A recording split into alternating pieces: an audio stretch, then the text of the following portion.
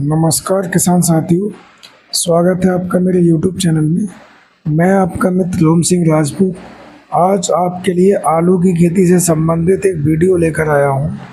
तो किसान भाइयों, आप सभी से मेरा अनुरोध है कि कृपया वीडियो को पूरा देखें, क्योंकि पूरी वीडियो अगर आप देखते हैं तभी आपके लिए संबंधित जानकारी मिल सकती है। अन्यथा अगर आप पूरी वीडियो नहीं देखेंगे तो कहीं ना कहीं आप चूक जाएंगे।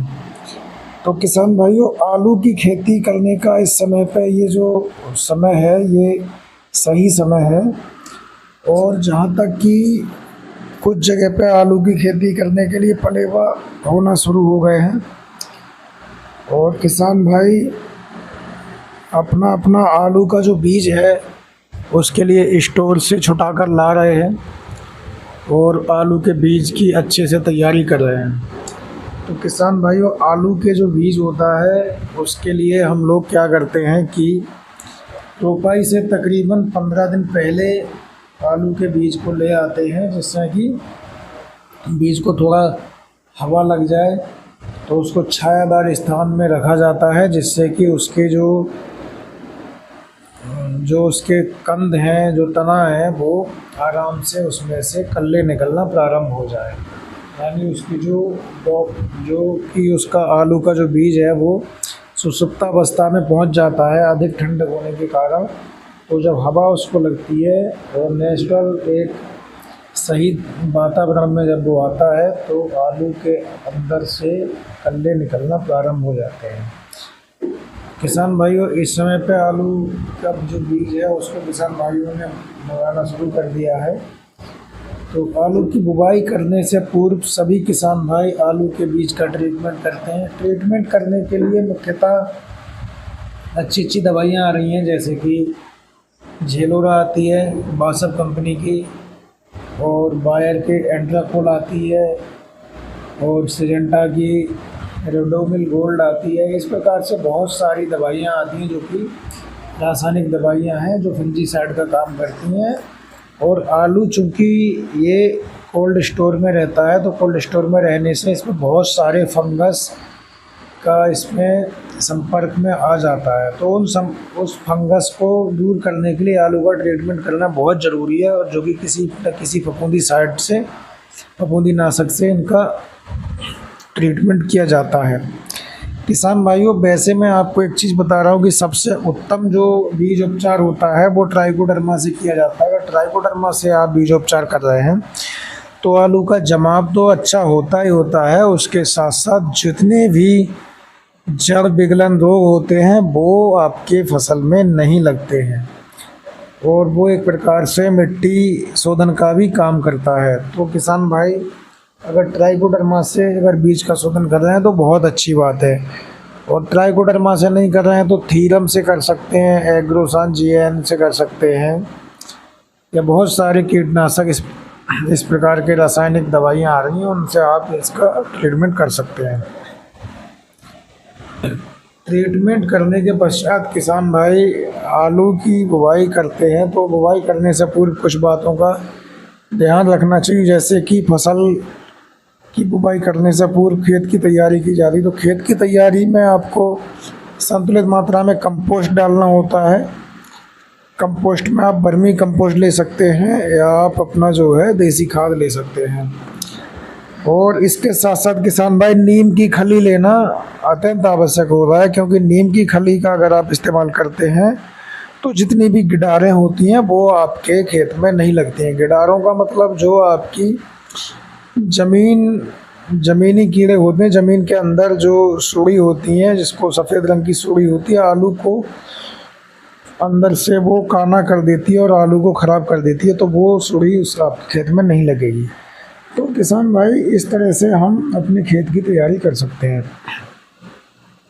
खेत की तैयारी के पश्चात आलू की बुवाई की जाती है। आलू की बुवाई जो है वो पोटैटो प्लांटर की सहायता से की जाती है, और पोटैटो प्लांटर की सहायता से आलू की बुवाई करते हैं तो लाइन से लाइन की दूरी और पौधे से पौधे की दूरी भी अपने आप मेंटेन होती चली जाती है। अगर बात करें बीज की, तो आलू का जो बीज है वो लगभग आपका 2 कुंटल प्रति बीघा का बीज पड़ता है। यानी कि एकड़ की बात करें तो आपका लगभग 10 से 12 कुंटल प्रति एकड़ का बीज पड़ जाता है। अगर आलू का साइज ज़्यादा छोटा होता है तो बीज कम पड़ता है, और आलू का साइज थोड़ा बड़ा होता है तो बीज थोड़ा सा ज़्यादा हो जाता है। इस प्रकार से आलू की बुवाई की जाती है। बुवाई करने के पश्चात किसान भाइयों आलू का अंकुरण हो जाता है। अंकुरण होने के बाद में हम देखते हैं कि कुछ घास मारने की दवाई यानी हर्बिसाइड लगाना पड़ता है। हर्बिसाइड इसलिए लगाते हैं कि हर्बिसाइड लगाने से आपके खेत के अंदर जितने भी शाक यानी जितनी भी घासें उगती हैं, खरपतवार उगते हैं, वो उगना बंद हो जाते हैं। तो किसान भाई इस तरीके से आलू की खेती करने के लिए हम जो पहली अवस्था को पूरा करते हैं।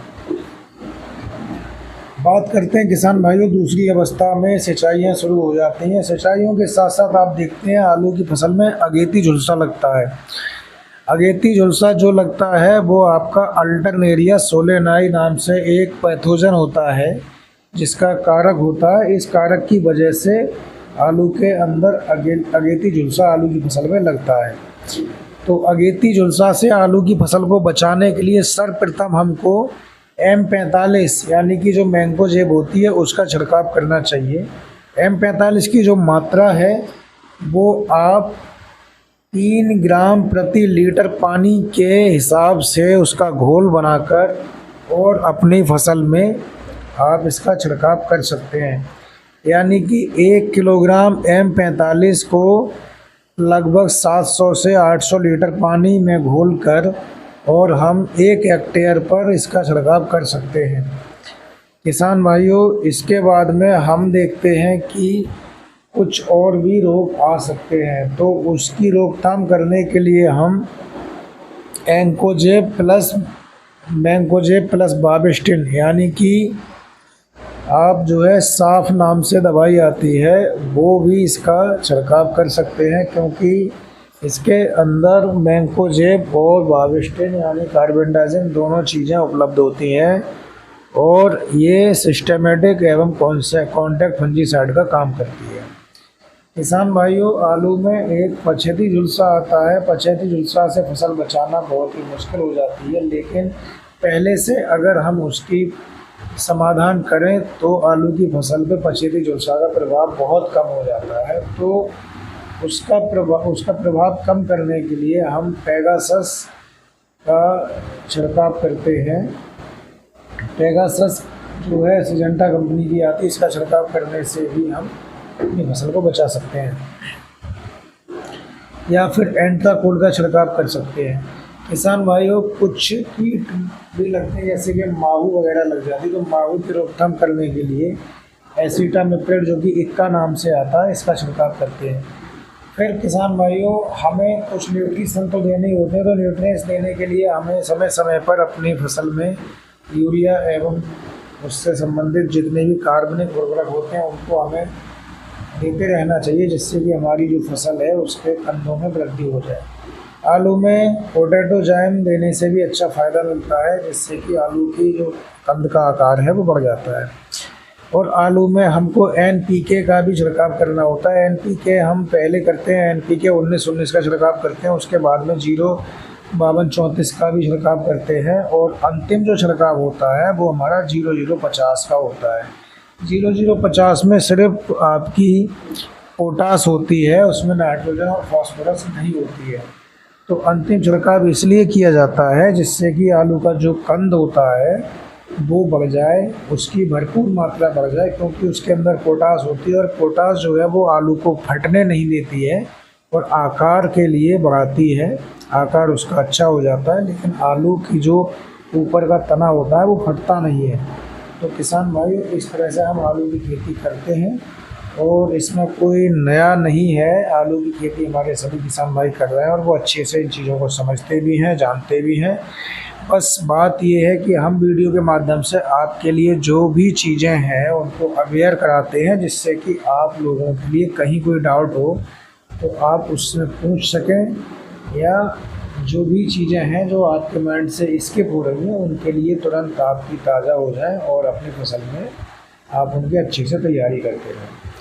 किसान भाइयों ये मैंने आपको आलू से संबंधित कुछ जानकारी दी और जानकारी आपको अच्छी लगी होगी। किसान भाइयों, मैं आपसे अनुरोध करता हूँ कि कृपया वीडियो को लाइक ज़रूर करें और वीडियो के लिए शेयर भी करें, और जो हमारे चैनल पर पहली बार आए हैं वो चैनल को सब्सक्राइब करें।